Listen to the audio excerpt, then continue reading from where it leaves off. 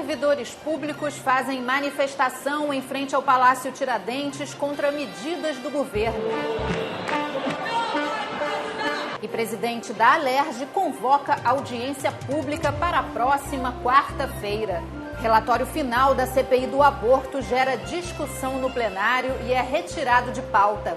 O Jornal da Alerj começa agora.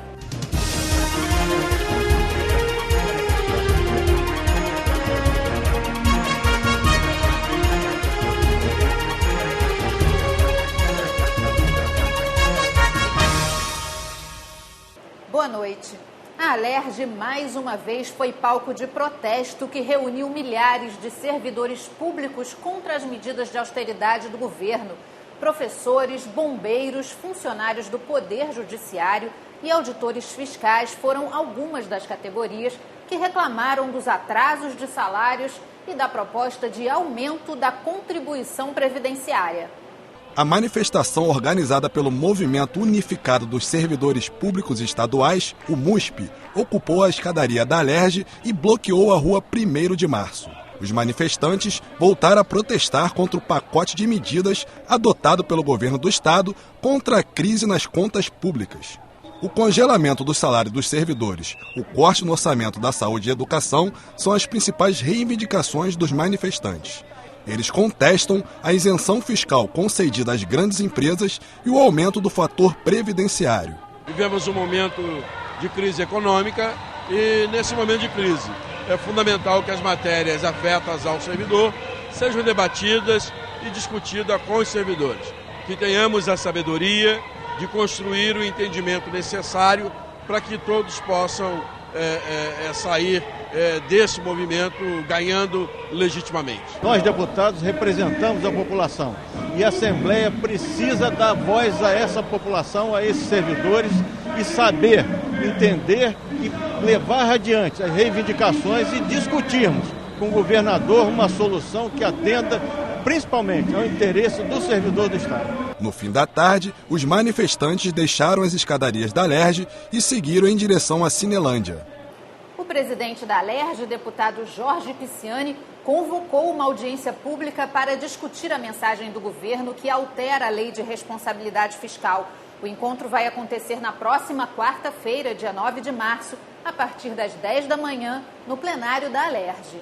E eu quero colher o maior número de informações para que esta casa possa decidir com tranquilidade o que é melhor para praticamente 17 milhões de cariocas e fluminenses. Então, dentro da responsabilidade dos 70 deputados que compõem esta casa, de todos os partidos políticos, nós queremos fazer uma grande audiência pública, queremos convidar você, né, para participar, aqueles que puderem, sindicatos, associações de servidores que puderem trazer sugestões antes de quarta-feira, nós estamos condensando, né, para um grande parecer técnico, né, muito embora a matéria vai ser discutida com toda tranquilidade, ela ainda não está em tramitação.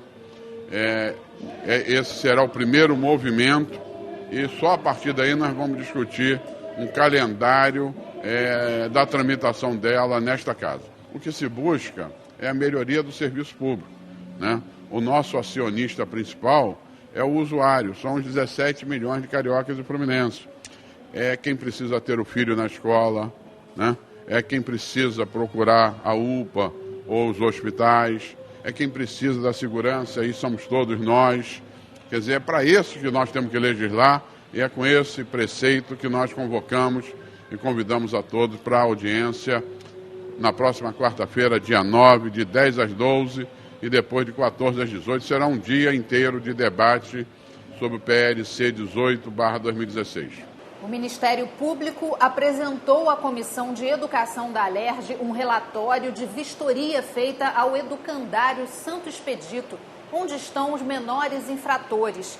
A maioria dos internos não frequenta a escola. Segundo o promotor do Ministério Público, cerca de 70% a 80% dos internos não vão à escola, embora os dormitórios sejam muito próximos às salas de aula. De fato, nos surpreendeu essa infrequência tão elevada, tendo em vista que o local onde os adolescentes ficam presos, porque na verdade são celas, né? Enfim, não, vamos aqui adotar a linguagem clara. E a escola, esses locais são separados por alguns poucos metros, né? A distância é muito pequena para a justificativa que é apresentada da dificuldade de movimentação desses adolescentes. Não é infrequência dele ser proibido de ir. Acontece que a escola não tem capacidade para atender a todos. O Ministério Público encontrou várias irregularidades. Entre elas, a dificuldade que os adolescentes que estão cumprindo pena em regime semiaberto têm para conseguir o Rio Card e para se matricular nas escolas públicas. O convênio com a FAETEC não foi renovado e o Degase não tem oferecido muitas opções para a formação técnica e profissionalizante. Falta acompanhamento do adolescente na recuperação. São muitos problemas e que todos somados explicam os baixos índices, os baixos resultados que são alcançados no sistema socioeducativo. São problemas muito pontuais que eu acredito que sejam até de fácil solução, mas não estão sendo enfrentados de forma adequada. A FAETEC, ela acabou com alguns convênios por falta de verba, mas em contrapartida nós estamos ajustando alguns cursos e ela vai certificar, né? Então nós estamos superando a crise conforme buscando, né, outros meios para conseguir continuar o trabalho. A superlotação das unidades é apontada como motivo das dificuldades de ressocialização dos adolescentes. Nós temos 9 unidades, né, de internação, 16 semi-internação e a gente encontra problemas de superlotação em todas. A Secretaria de Educação assumiu o compromisso, né, de buscar colocar na prática o que está na lei. Esses jovens não podem ficar sem vaga na escola, porque um dos problemas, para que vocês tenham noção, 99% dessa população, ela não preencheu, não completou o ensino fundamental. Então nós temos que chamar também não só a Secretaria Estadual de Educação, como também a Secretaria Municipal de Educação. Parlamentares divergem sobre o relatório final da CPI que investigou a permanência dos lixões no estado do Rio. 2 documentos devem ser analisados em votação no plenário. Foram 15 reuniões ordinárias e 7 visitas técnicas às centrais de tratamento de resíduos, lixões e centrais de coleta seletiva. Foi constatado que as remediações de aterros sanitários encerrados não foram feitas de forma correta e que lixões desativados continuam recebendo entulho de obra. Os parlamentares também verificaram que há vazamento de chorume em rios que desaguam na Baía de Guanabara. O relator da CPI, deputado Tiago Pampolha, apresentou um relatório com 20 recomendações a órgãos administrativos, como INEA e Conlurb, e para prefeituras do estado.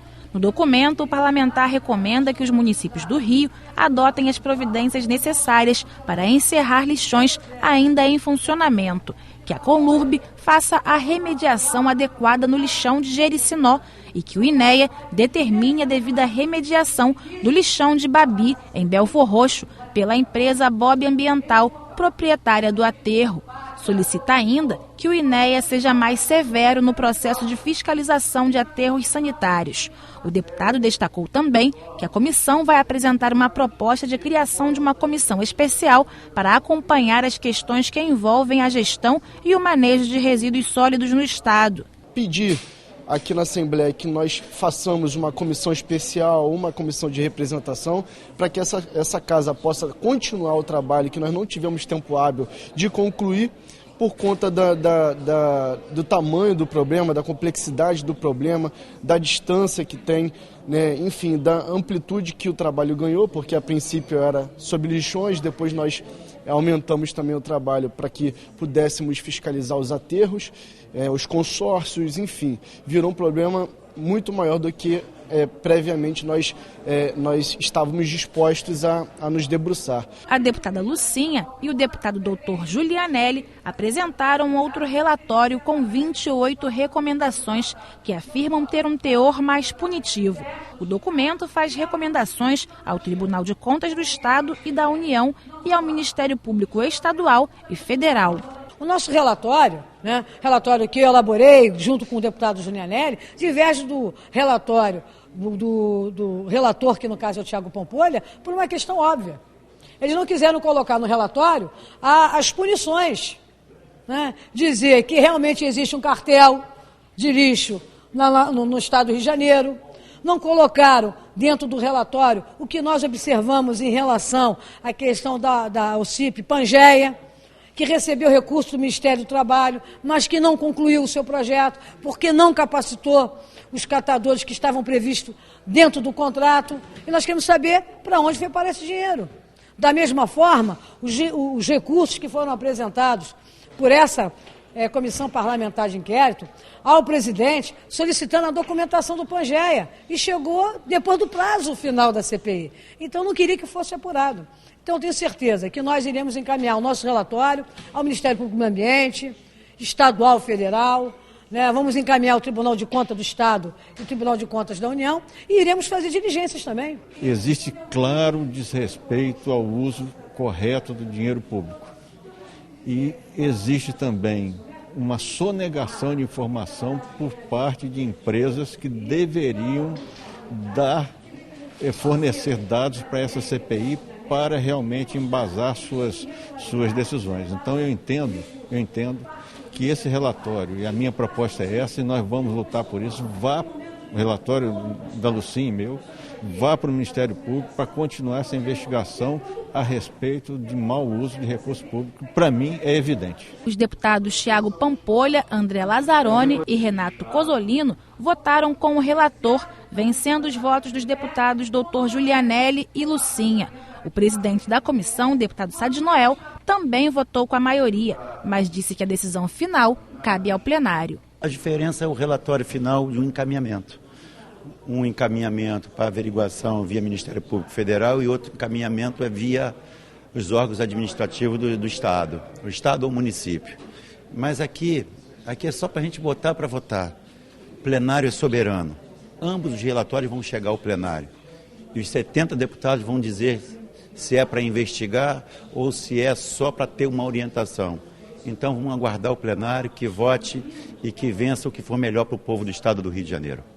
As comissões de tributação e orçamento ouviram a superintendente de armazenamento e distribuição da Secretaria Estadual de Saúde. Os parlamentares querem entender como funciona a Central Geral de Abastecimento, onde foram encontrados no último dia 22 de fevereiro mais de 300 toneladas de medicamentos e materiais hospitalares vencidos. O consórcio responsável pela gestão da Central Geral de Abastecimento enviou um ofício à comissão explicando que não teve tempo hábil para mandar um representante, o que deverá acontecer na próxima reunião. Representando a Secretaria de Saúde, a superintendente de Armazenamento e Distribuição explicou que assumiu o cargo há menos de um mês. Por isso, não pôde dar muitas explicações sobre a compra e descarte dos medicamentos. Os hospitais têm as centrais de abastecimento, que eram geridas pela Log Rio. São estoques que ficavam nos hospitais e a Log Rio entregava todos esses itens no estoque dela dentro das unidades que passavam para os hospitais. Esse entreposto vai deixar de existir nos novos contratos e isso também tem um custo para a Secretaria, de acordo com o porte da unidade. Então, essa é uma modificação que está sendo feita para reduzir o valor desse contrato. Dentre os materiais encontrados fora da validade, estava a grande quantidade de larvicida, que serviria para o combate ao mosquito transmissor da dengue. O alto custo para a incineração de todo o material vencido chamou a atenção do presidente da comissão. O parlamentar vai cobrar mais esclarecimentos do secretário de Saúde. Toda a cadeia peca, né? Toda a cadeia de produção, desde a compra até a armazenagem, até o descarte, todo esse processo, infelizmente, foi totalmente equivocado ou criminoso, que eu acredito que tenha uma parte de cada nesse processo, infelizmente, porque não dá para entender como essas milhares de toneladas de medicamento tenham sido descartadas apenas por incompetência. Vamos ouvir amanhã do secretário se realmente é por uma desorganização da secretaria ou se a gente realmente possa, ou se a secretaria possa vir e estar querendo omitir alguma informação. Eu acredito que não e espero continuar acreditando dessa forma. Mas o que infelizmente já está constatado é que um crime aconteceu e a gente tem que ajudar o Ministério Público a investigar isso o mais rápido possível para prender esses criminosos que deixaram mais de 1.000 toneladas de medicamentos vencerem. Nesta quinta-feira, o secretário de Saúde vem à Alerj falar sobre a situação das organizações sociais e sobre os medicamentos vencidos. No plenário, deputados discutiram as propostas do relatório final da CPI do aborto. O texto foi criticado por vários parlamentares que não concordam com as sugestões. O projeto recebeu emendas e foi retirado da pauta. Na sessão plenária desta quarta-feira, os parlamentares analisaram o relatório final da CPI, que apurou a prática de aborto no Estado. O documento pede reforço na fiscalização da venda clandestina de abortivos e da prática do crime. Os deputados também apresentaram um projeto de lei que determina que os hospitais comuniquem à polícia sobre o atendimento feito às mulheres em decorrência do aborto, mesmo quando espontâneo. O texto gerou intenso debate entre os parlamentares e acabou saindo da pauta de votações depois de receber uma emenda da bancada do PSOL. Ela é uma emenda supressiva. Na verdade, é uma emenda que retirava um texto que não poderia jamais constar, porque no nosso entendimento, inclusive, é inconstitucional, porque legisla sobre aborto, isso tem que ter lei federal, que diz que qualquer caso de aborto, mesmo os espontâneos, mesmo os naturais, mesmo os legais, eles teriam que ser comunicados à polícia. Então é uma tentativa de controle policial sobre o aborto completo. O deputado Carlos Mink criticou o projeto de lei proposto pela CPI. Diz que as mulheres, mesmo quando tem um aborto espontâneo, uma questão de hemorragia, pressão, isso tem que ser comunicado à polícia. Não tem sentido. É uma tentativa de criminalizar o aborto legal previsto na lei. Aí dizem que era uma estatística. Quem faz estatística é saúde. Isso teria que ser remetido à área da saúde, aí sim. Já a deputada Marta Rocha ressaltou que a CPI deveria ter ouvido mais mulheres sobre o assunto. Pelo menos as mulheres identificadas na Operação Herodes, já que se ouviu a corregedora da Polícia Civil, que foi a presidente da investigação da Operação Herodes. Então, acho que nesse ponto, a identidade dessas mulheres estava determinada e essas mulheres poderiam ter sido ouvidas. O relator da CPI, deputado Jânio Mendes, lembrou que a comissão investigou os interesses em incentivar e financiar a prática de aborto. A comissão não propõe a criminalização das mulheres. Notificação não é criminalização. Notificação é construção de estatísticas que irão permitir a adoção de políticas públicas quando necessário, para um pré-natal eficiente e seguro, e a ação policial quando se tratar de açougues humanos da máfia que mata mulheres e fetos dia a dia no estado do Rio de Janeiro. E os deputados aprovaram a prorrogação dos trabalhos da CPI, que investiga denúncias de desvios de armas, munições e explosivos por mais 60 dias. Na outra quinta-feira, ouviremos o comandante do BOP, porque também usaram no mês 20 mil munições e a gente acha que tem alguma coisa estranha aí no controle das munições. E na outra semana, ouviremos o chefe do inquérito do desaparecimento das armas do batalhão de choque. Então o chefe desse inquérito vai explicar por que é tão fácil entrar no QG do batalhão de choque, levar as armas embora e até hoje nenhuma foi recuperada. Então, a gente está concluindo, o relator Luiz Martins está fazendo um belo trabalho e vamos dar a nossa contribuição. Já o deputado Wagner Montes quer alterar a lei que determina a divulgação de informações sobre doenças sexualmente transmissíveis e drogas nos livros escolares. A ideia é ampliar as informações a serem divulgadas. A proposta também prevê a aplicação de multas para quem descumprir a lei. A proposta aprovada retorna ao plenário para a segunda discussão. Quem cometer violência doméstica e familiar contra a mulher no Estado poderá pagar multa. O projeto da deputada Marta Rocha prevê que o agressor pague pelos serviços prestados pelo Estado. Por exemplo, se a mulher precisar ser socorrida por uma ambulância, o agressor terá que reembolsar o Estado por isso. A proposta foi aprovada e retorna ao plenário para a segunda discussão. É muito cômodo a mulher apanhar, ficar com as suas feridas, o homem bater, o INSS perder, ter que repor dias de trabalho. Eu acho que tem que ter uma ação regressiva com esse homem. Então eu acho que pensar numa multa para esse homem que causou a agressão e que fez com que a mulher perdesse seus dias de trabalho é uma forma também inteligente de punir esse agressor. O Jornal da Alerj fica por aqui. Acompanhe a nossa programação também pelo site e pelas redes sociais. Até amanhã. TV Alerj, o canal do povo fluminense.